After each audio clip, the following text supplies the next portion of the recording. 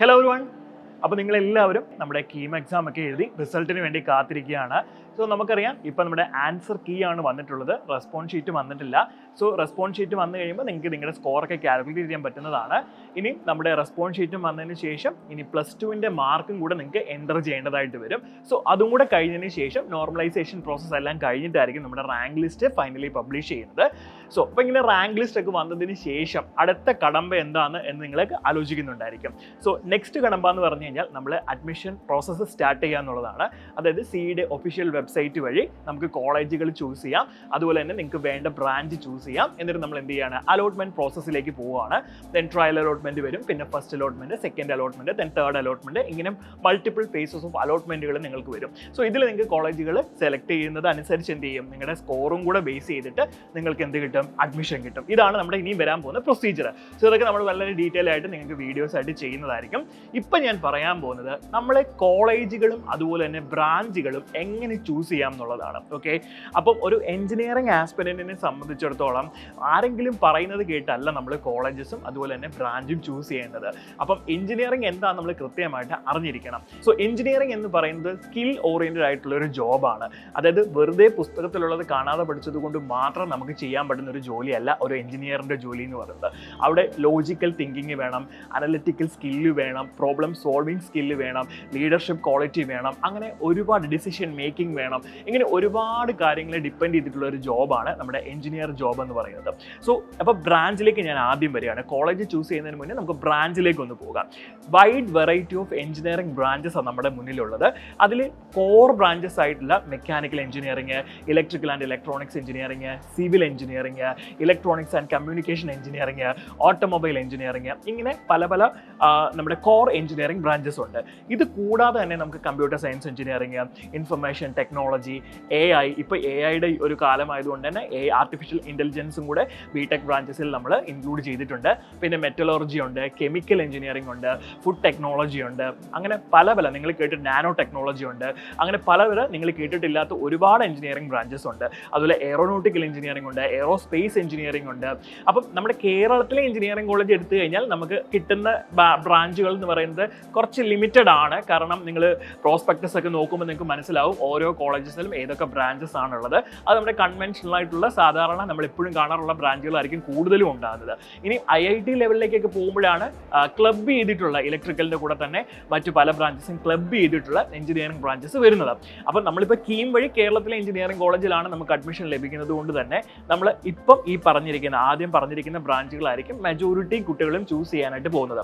അപ്പോൾ branch choose ചെയ്യുമ്പോൾ നിങ്ങൾ ശ്രദ്ധിക്കേണ്ട മെയിൻ കാര്യം എന്ന് പറഞ്ഞാൽ നിങ്ങളുടെ ഇൻട്രസ്റ്റ് എന്താണെന്നുള്ളത് നിങ്ങൾ ആദ്യം നോക്കണം. ഓക്കെ, അതായത് നിങ്ങളൊരു ഡ്രോയിങ് സ്കില്ലുള്ള കുട്ടിയാണോ, അല്ലെങ്കിൽ നിങ്ങൾക്ക് കുറച്ചുകൂടെ സ്കില്ലായിട്ട് വരയ്ക്കാൻ അല്ലെങ്കിൽ ഡിസൈൻ ചെയ്യാനുള്ള കഴിവുണ്ടെങ്കിൽ നിങ്ങൾക്ക് ഡെഫിനറ്റ് ആയിട്ടും സിവിൽ എഞ്ചിനീയറിംഗ് ഉള്ള ഒരു ഓപ്ഷനിലേക്ക് നിങ്ങൾക്ക് പോകാം.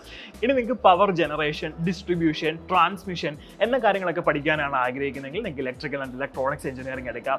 ഇനി എൻജിൻസ്, അതുപോലെ തന്നെ റെഫ്രിജറേറ്റർ, എയർ കണ്ടീഷണർ, ഇതിൻ്റെയൊക്കെ മാനുഫാക്ചറിങ്, ഡിസൈനിങ്, ഇത്തരം കാര്യങ്ങളൊക്കെ പഠിക്കാനാണെങ്കിൽ നിങ്ങൾക്ക് മെക്കാനിക്കൽ എഞ്ചിനീയറിംഗ് എടുക്കാം. ഇനി നിങ്ങൾക്ക് കംപ്ലീറ്റ്ലി വെഹിക്കിൾ റിലേറ്റഡ് ആയിട്ടുള്ള, അതായത് നമ്മുടെ വാഹനങ്ങളുടെ എൻജിൻസ്, അതിനെപ്പറ്റിയുള്ള സ്റ്റഡീസ് ആണ് നിങ്ങൾക്ക് കൂടുതൽ ആഗ്രഹിക്കുന്നെങ്കിൽ, അതിലാണ് നിങ്ങളുടെ പാഷനെങ്കിൽ നിങ്ങൾക്ക് ഓട്ടോമൊബൈൽ എഞ്ചിനീയറിംഗ് എടുക്കാം. ഇനി അതല്ല പ്രോഗ്രാമിങ്, കോഡിങ്, സോഫ്റ്റ്വെയർ ഡെവലപ്മെൻറ്റ്, ഇങ്ങനെയുള്ള കാര്യങ്ങളാണെങ്കിൽ നിങ്ങൾക്ക് കമ്പ്യൂട്ടർ സയൻസ് എഞ്ചിനീയറിംഗോ ഇൻഫർമേഷൻ ടെക്നോളജിയോ നിങ്ങൾക്ക് ചൂസ് ചെയ്യാവുന്നതാണ്. സോ ഇതേപോലെ നിങ്ങൾ എന്ത് ചെയ്യും, ഞാനിപ്പോൾ എക്സാമ്പിൾ മാത്രമാണ് പറഞ്ഞത്. നമ്മുടെ ഇഷ്ടത്തിനനുസരിച്ച്, നമ്മുടെ പാഷൻ അനുസരിച്ച് വേണം നിങ്ങൾ എഞ്ചിനീയറിംഗ് ബ്രാഞ്ച് ചൂസ് ചെയ്യാൻ വേണ്ടിയിട്ട്. അല്ലാതെ ഇതാണ് ഇപ്പോൾ സ്കോപ്പ് ഉള്ളത്, അല്ലെങ്കിൽ ഇപ്പോൾ എല്ലാവരും ഇതാണ് എടുക്കുന്നത് എന്നുള്ള, പണ്ടൊരു റോയൽ മെക്ക് എന്നൊക്കെ ഒരു ട്രെൻഡ് ഉണ്ടായിരുന്നു. അതായത് എല്ലാവരും മെക്കാനിക്കൽ എഞ്ചിനീയറിംഗ് ചൂസ് ചെയ്യുന്നൊരു സ്റ്റേജ് ഉണ്ടായിരുന്നു. ഇപ്പോൾ പക്ഷേ അത് കുറച്ച് കുറഞ്ഞിട്ടുണ്ട്. കാരണം ഇപ്പോൾ IT അല്ലെങ്കിൽ കമ്പ്യൂട്ടർ സയൻസിലാണ് കുറച്ചും കൂടെ ബൂം വന്നിരിക്കുന്നത്. അത് ഓരോ കാലത്തും മാറിക്കൊണ്ടിരിക്കും. പക്ഷേ എന്ത് വന്നെന്ന് പറഞ്ഞാലും നമ്മളുടെ പാഷനും കൂടെ മനസ്സിലാക്കി വേണം നിങ്ങൾ എന്ത് ചെയ്യാനായിട്ട് എഞ്ചിനീയറിംഗ് ബ്രാഞ്ച് ചൂസ് ചെയ്യാൻ വേണ്ടിയിട്ട്. ഇനി നമുക്ക് കോളേജിലേക്ക് പോകാം. അപ്പോൾ ബ്രാഞ്ച് ചൂസ് ചെയ്യുന്ന കാര്യം ഒന്നുകൂടെ പറയാം. ബ്രാഞ്ച് ചൂസ് ചെയ്യുന്നതിൽ പാഷനാണ് ഫസ്റ്റ് വേണ്ടത്. ദെൻ അടുത്ത് നിങ്ങൾ നോക്കേണ്ടത് ഇപ്പോൾ ഉള്ള ജോലി സാധ്യതയും കൂടെ നമ്മൾ നോക്കണം കേട്ടോ. അതും വളരെ ഇമ്പോർട്ടൻ്റ് ആയിട്ടുള്ള കാര്യമാണ്. കാരണം ഇന്നത്തെ കറണ്ട് സെനാരിയോയിൽ ഏത് ബ്രാഞ്ചിലായിരിക്കും കൂടുതൽ ജോലി സാധ്യതകളുള്ളത്, ഇന്ത്യയിൽ ജോലി സാധ്യതയുണ്ടോ, പുറത്ത് ജോലി സാധ്യതയുണ്ടോ എന്നുള്ളതൊക്കെ നമ്മളൊന്ന് പരിശോധിച്ചതിന് ശേഷം മാത്രമേ നമ്മൾ ബ്രാഞ്ചസും കൂടെ ചൂസ് ചെയ്യാവുള്ളൂ. ഓക്കെ, അപ്പോൾ ഈ ഒരു രണ്ട് കാര്യങ്ങളാണ് നമ്മൾ മെയിനായിട്ട് ബ്രാഞ്ച് സെലക്ഷനിൽ ശ്രദ്ധിക്കേണ്ട കാര്യം. നമുക്ക് കോളേജിലേക്ക് വരാം. കോളേജിൽ വരുമ്പോൾ കോളേജ് നമ്മൾ സെലക്ട് ചെയ്യുന്നതിനകത്ത് ഫസ്റ്റ് പ്രയോറിറ്റി എന്ന് പറയുന്നത് ആ കോളേജിനകത്ത് അക്രഡിറ്റേഷൻ്റെ കാര്യങ്ങൾ നമ്മൾ നോക്കണം. ഓക്കെ, NBA അക്രഡിറ്റഡ് ആണോ, അതുപോലെ NABH അക്രഡിറ്റഡ് ആണോ, അങ്ങനെയുള്ള കുറേ NAC അക്രഡിറ്റഡ് ആണോ എന്നുള്ള കാര്യങ്ങളൊക്കെ നമ്മൾ എന്ത് ചെയ്യണം, അക്രഡിറ്റേഷൻ നമ്മൾ ചെക്ക് ചെയ്ത് നോക്കേണ്ടതാണ്. സോ ഇനി കോളേജിലേക്കാണ് നമ്മൾ പോകുന്നത്. സോ കോളേജ് ചൂസ് ചെയ്യുന്ന സമയത്ത് നമ്മൾ ശ്രദ്ധിക്കേണ്ട കാര്യം എന്ന് വെച്ചാൽ കോളേജിൻ്റെ അക്രഡിറ്റേഷൻ ആണ്. അതായത് കോളേജ് എല്ലാ തരത്തിലുമുള്ള ക്രൈറ്റീരിയാസ് മീറ്റ് ചെയ്യുന്ന കോളേജസ് ആണോ എന്നുള്ളത് നമ്മൾ അറിഞ്ഞിരിക്കണം. മാത്രമല്ല അവിടെ ഏതൊക്കെ ബ്രാഞ്ചസ് ഉണ്ടെന്നുള്ള കാര്യം അറിഞ്ഞിരിക്കണം.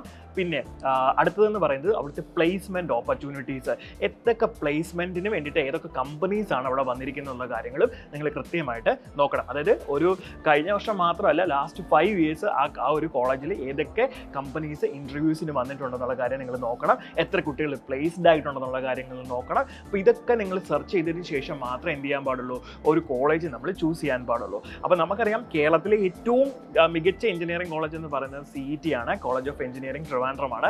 പിന്നെ നമുക്ക് വരുന്ന ഒരു ഗ്രേഡിംഗ് നമ്മൾ നോക്കിക്കഴിഞ്ഞാൽ നമുക്ക് ഗവൺമെൻറ് എഞ്ചിനീയറിംഗ് കോളേജ് തൃശ്ശൂർ എടുക്കാം. പിന്നെ നമുക്ക് TKM എഞ്ചിനീയറിംഗ് കോളേജ് കൊല്ലം എടുക്കാം. അങ്ങനെ ഒരു സീരീസ് ഓഫ് കോളേജസ് ആണ് നമുക്ക് വരാൻ പോകുന്നത്. അതിനെപ്പറ്റി നമ്മൾ പിന്നീട് ഡീറ്റെയിൽ ആയിട്ട് വീഡിയോ ചെയ്യാം കേട്ടോ. സോ അപ്പോൾ ഈ ഒരു ക്രൈറ്റീരിയ നോക്കി വേണം നമ്മൾ എന്ത് ചെയ്യാനായിട്ട്, കോളേജസ് ചൂസ് ചെയ്യാൻ വേണ്ടിയിട്ട്. സോ അപ്പോൾ റൈറ്റ് ആയിട്ടുള്ള ഡിസിഷൻ എടുത്തു കഴിഞ്ഞാൽ നമുക്ക് ഡെഫിനറ്റ് ആയിട്ട് നല്ലൊരു പ്ലേസ്മെൻറ്റ് കിട്ടി നമ്മുടെ കരിയർ ഫസ്റ്റ് ചാൻസിനെ സെറ്റ് ആക്കാനായിട്ട് പറ്റുന്നതാണ്.